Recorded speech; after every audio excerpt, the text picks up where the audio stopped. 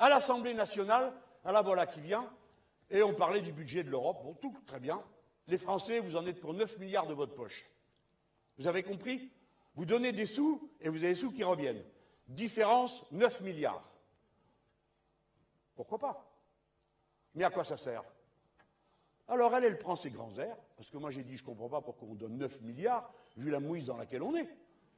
Si on était à un moment, je ne sais pas moi, où le budget est en équilibre, supposons, Manon Aubry, ministre du Fisc, a embauché le nombre de gens dont on a besoin, et ils ont fini par rattraper tous les voyous. 85 milliards par an, ça nous rapporte. 85 milliards, non mais les amis, entendez bien ce que je suis en train de vous dire. 85 milliards, il n'y a plus de déficit en France. Hein? Non mais rappelez-vous-en quand même. Cela nous coûte un pognon de dingue. Et plus que les pauvres diables derrière les calicours. Alors moi je dis, je ne suis pas d'accord. 9 milliards, alors évidemment les gens des sens supérieurs, pour eux 9 milliards, franchement Mélenchon. Bon d'accord, 9 milliards. Et vous aussi, vous ne savez même pas ce que c'est 9 milliards. Eh ben non, déjà un, vous ne savez pas. C'est comme ça que l'autre, il vous en a repris 3 avec l'ISF. Hein? Et qu'est-ce qu'il ose vous dire? Il vous dit, est-ce que ça allait mieux avant? Ben ouais.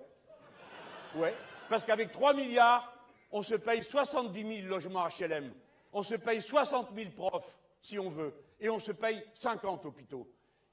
Alors vous n'avez qu'à faire les comptes.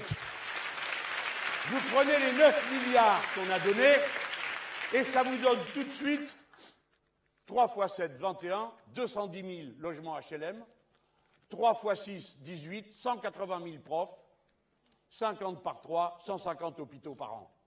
C'est pas rien.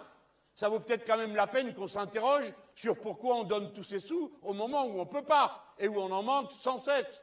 Quand il y en a beaucoup, moi je suis d'accord pour qu'on partage, qu'on voit comment on peut donner le coup de main. On l'a fait avec les Espagnols, avec les Portugais, avec les Irlandais. Et puis un jour, ils en ont fait rentrer 10 d'un coup dans l'Europe et ils ont dit des sous, il n'y en aura plus. Maintenant, vous vous payez sur la bête avec le dumping social, avec le dumping fiscal. Et les sous iront là où ça coûte le moins cher. Voilà comment ils ont réorganisé l'Europe.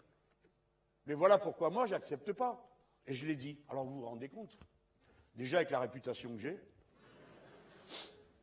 Ben oui, ils me regardent parler, ils se disent, ah, il parle bien celui-là, mais c'est pas raisonnable. Et elle me dit, comme je gueulais après les 9 milliards, elle dit, mais soyons clairs, en général, quand ils commencent à dire qu'ils vont être clairs, ça devient un peu confus derrière. Déplorer le solde négatif net pour la contribution française, tout ce baratin, c'est pour dire les 9 milliards qu'on donne et qu'on ne revoit pas. Monsieur Mélenchon, cela est désolant. Oui, la France est un contributeur net, comme tous nos grands partenaires d'ailleurs. Oui, au fur et à mesure des élargissements, les taux de retour des États fondateurs se sont dégradés. Mais ce solde net a un sens. C'est d'abord l'expression de la solidarité européenne avec des pays en rattrapage économique. La solidarité, vous savez, monsieur Mélenchon, ce beau mot, ce principe sur lequel repose le projet européen tout entier. Ah bon, madame ? C'est ça que vous disiez l'autre jour, et qu'est-ce que vous êtes en train de dire maintenant?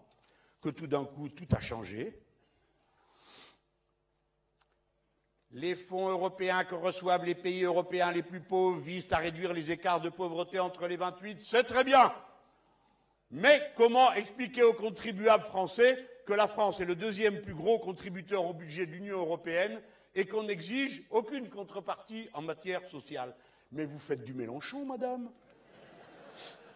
Il n'est pas normal qu'un travailleur français fasse un chèque à la Hongrie pour financer indirectement un dumping social dans ce pays. Mais vous l'avez pompé dans mon discours, ça. Exemple, dit-elle. La nouvelle loi sur le travail en Hongrie permet aux employeurs d'exiger jusqu'à 400 heures supplémentaires par an, payables 3 ans plus tard. C'est elle qui le dit. Oui, oui, mais c'est ça qui se passe, hein. Et je vous prie de vous rappeler tous les gens et dites-le aux gens que vous connaissez. Hein. Madame Le Pen trouve M. Orban délicieux. Et les autres de droite, ils l'embrassaient à bouche, que veux-tu? Jusqu'à ce que tout le monde ait fini par dire, écoutez, ça commence à faire beaucoup. Alors ils ont dit, bon, d'accord, t'es exclu provisoirement pendant les élections, tu gênes. Salut, on te reverra après. C'est ce qu'ils comptent faire. Là aussi, il ne faut pas se laisser berner. Si on s'en va mal placer sa colère sur des bulletins de vote qui, un jour, vont se retrouver à aller aider des gens pareils, ça sera pareil pour nous. Et qu'est-ce qu'elle dit, la Madame Loiseau, parce que c'est d'elle dont je veux parler et de personne d'autre? L'Europe, dit-elle, ça n'a pas à être la casse sociale. Écoutez, invitez-la à Whirlpool. Hein? Ben, invitez-la chez vous, comme ça elle va voir. Qu'est-ce que c'est? Comment ça a été possible? Et on pourrait passer le reste. Les Conti, moi je vous parlerai des Fralib, et ainsi de suite.